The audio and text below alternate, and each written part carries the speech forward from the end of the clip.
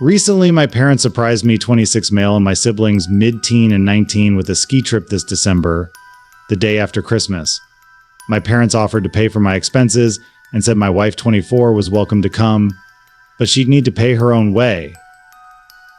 My wife and I are okay financially, but with the trip being so close to Christmas, we wouldn't be able to afford to pay for her to go. Despite this, I really wanted to go on the trip as it's always been a dream of mine to go on a trip like this. My family grew up dirt poor until I was about 15 when my parents' business took off, and now they're extremely comfortable and can afford to pay for trips like this for us. They could certainly afford to pay for my wife to go, but they've always been this way when it comes to paying for things for me versus my wife. My parents think it's only fair to pay for me when we go eat or when we go on trips because they still pay for my siblings. I don't ask them to, but it's nice to save money. So on every trip, they'll pay my way room and board, excursions, and meals while my wife is expected to pay her way. This started before we were married. This has always bothered my wife, especially after we got married and they still excluded her. So in these past 2 years since we married, I've tried to limit the trips since they bother her so much. But this is a once-in-a-lifetime trip for me, so I thought she'd be supportive of me going, but she's very upset and hurt. She wants to go on the trip, but as I said, we just can't afford it, which she understands. She told me she does want me to have this experience, but she's sad because she thinks my parents purposefully exclude her. Am I the idiot for choosing to go on this trip and leave her behind? I still have time to cancel. I know my parents would be sad. Well, apparently your parents being sad trumps your wife being hurt by your parents' deliberate, hurtful actions to exclude her. You're well aware that your parents are intentionally excluding your wife, and apparently this is definitely not the first time, and you don't understand why she's so hurt and upset about this, especially when it's during Christmas? Think about it, dude. Think really hard. You are the idiot. Seriously, you're a 26-year-old grown man. Worry about upsetting your wife, not your mommy and daddy. Also, the way he says that she'd have to pay her own way. Nah, dude, you're a package deal. If your parents only pay 50% of your costs for going together, then you as a couple have to pay the other 50%. It is absolutely not on her alone. I wonder if they'll pay for his divorce. This could be happening sooner than later. They will. These types of in-laws are always willing to pay for divorce attorneys. My ex's parents were. You are the idiot, Op. Are you kidding? Once in a lifetime is supposed to happen with the person who you're spending your life with. This has always bothered my wife. Why isn't it bothering you? Family trips include the entire family. Your entire family is you and your wife. Going on this trip is a mistake for you, in my opinion. For your wife, it might be the time she needs to gain perspective on how much she can depend on you, her partner. Right. This would bother me immensely. I can't even imagine my parents doing this to my wife. I would not take a trip without her, especially during the holidays. It would be so sad. It's so cheap and tacky of his parents, and I would be embarrassed and tell them to either extend the invitation to both of us or not at all. Also, it's a ski trip. They must not be that rich if this is once in a lifetime. Why on earth would they pay for you and not your wife? That's absurd. What's their logic? They want to ensure the wife understands that they don't consider her to be part of the family, also to show her repeatedly that her husband loves them more than he loves her, and he loves the money and trips more than he loves his wife. Honestly, Op should go on the trip and tell his wife up front, me having a good time and getting what I want will always be more important than supporting you, and my parents' cruel whims will always be more important than your feelings. It would be the kind of hard slap of reality we sometimes need to see that the person we gave ourselves to will never give anything back, and his wife deserves to waste as little of her future with him as possible. Story 2. This all started 17 years ago when my friend and his girlfriend, now married, gave birth to my daughter, Jasmine. They had a baby they didn't want and gave it to me. I was friends with this guy for a couple of years, and my wife was infertile and was devastated we couldn't have kids. So they gave us the baby and life was good until the global issue hit. It hit hard for us and my wife lost her job. Thankfully, I got a better job and made enough to support our needs and barely scraped by for my daughter's tuition.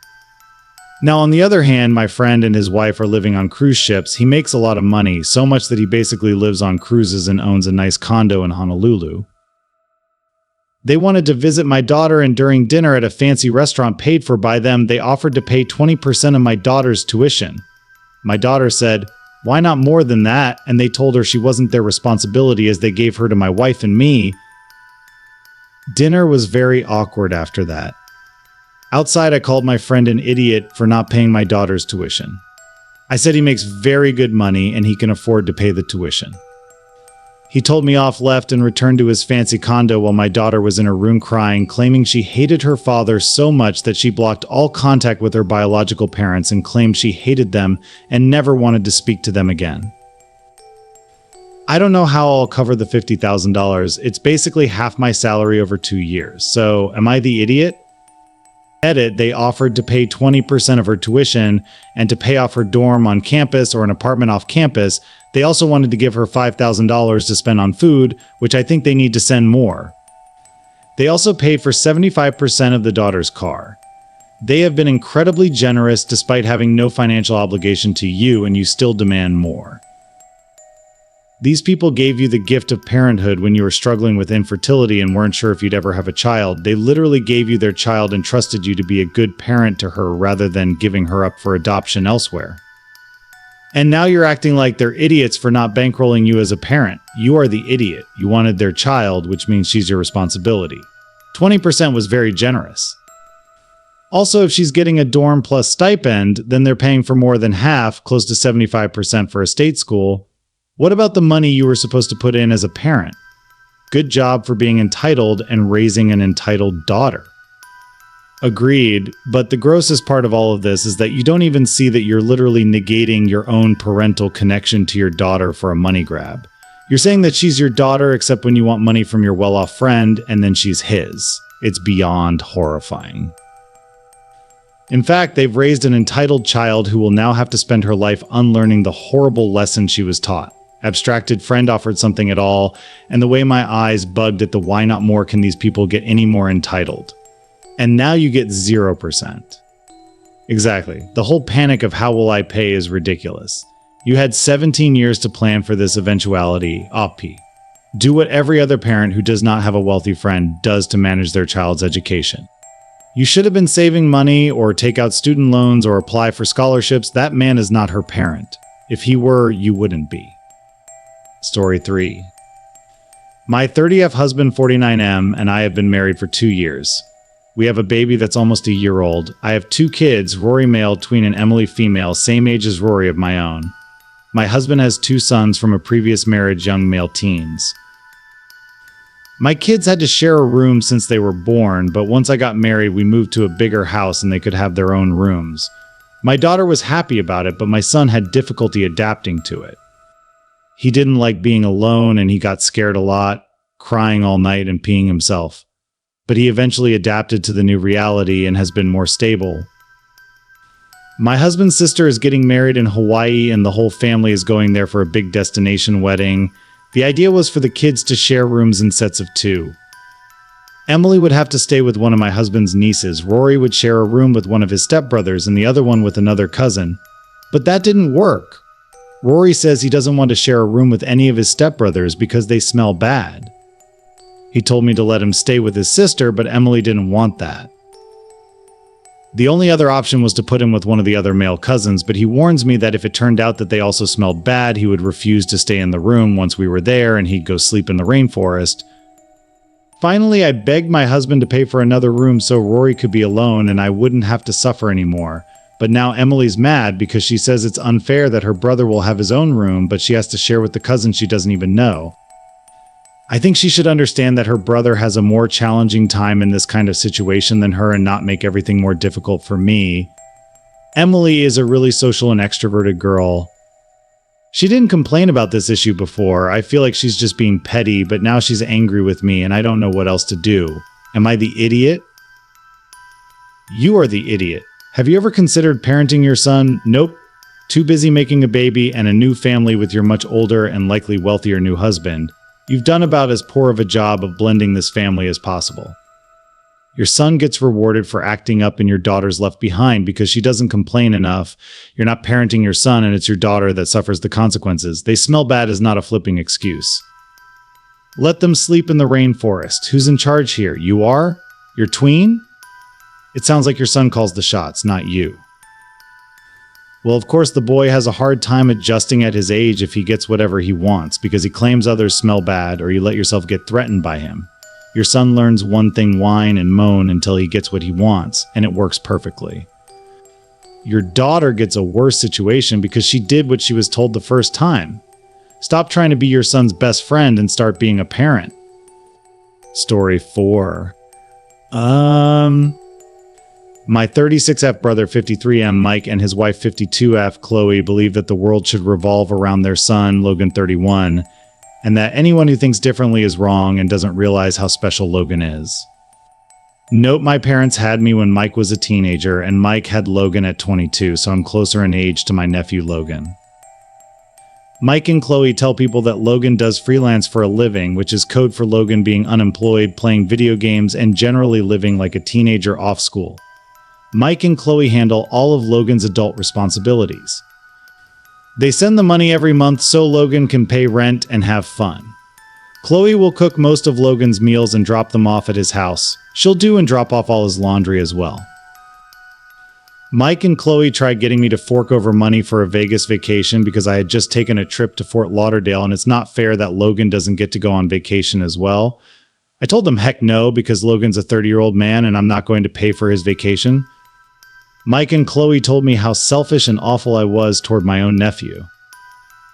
Mike and Chloe also expect other family members to cater to Logan this way and react the same way if someone else isn't revolving their life around Logan. So naturally, our relationship is very strange.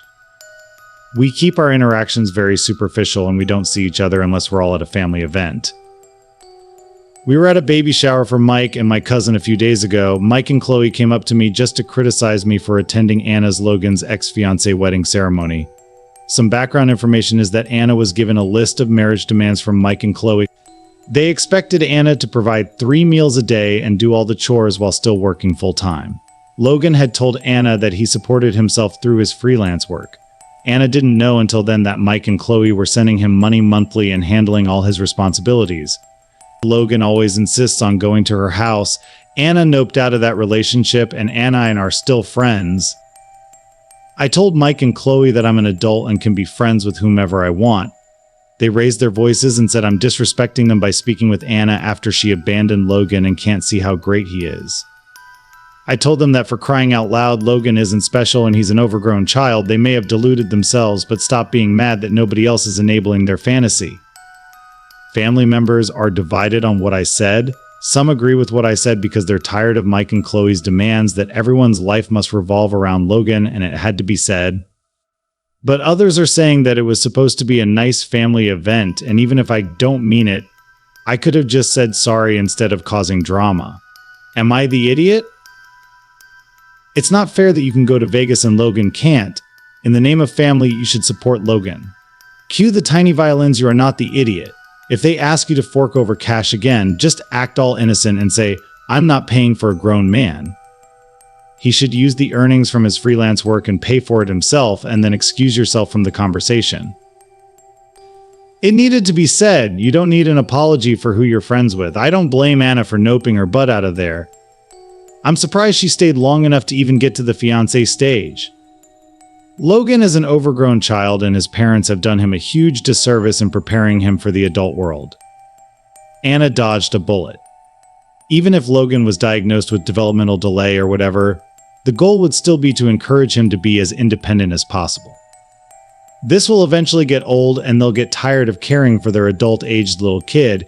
It will be a rude awakening for everyone. Story 5. I am one of 6 kids, but the story is about my younger brother, 40 male. I have 4 kids, my brother has 5. We don't get together often because my girls and his oldest don't get along, and because we're a 4-hour plane ride away from each other. My son's birthday is around Thanksgiving. We're always with my family on Thanksgiving, and we always have a big family party for his birthday. My brother is a busy person. He owns a large company, so I was asking him what day he'd be available for the party. Unfortunately, he wasn't available any day, which I thought was weird considering he always tries to meet with me and the rest of our family around Thanksgiving. Then I got a text from a mutual friend asking what I was wearing to my brother's wedding and if I had any ideas for a gift since she couldn't find a registry. I asked her what she was talking about and my friend told me he was getting married. I didn't even know he was engaged. He told us last year that he was in a relationship and that they just had a child together, but nothing about getting married. After some digging, I discovered that the wedding would be on my son's birthday and only 2 of our siblings and their kids were invited. I thought this was incredibly rude of him, so I told the entire family at Thanksgiving that he was getting married when and where.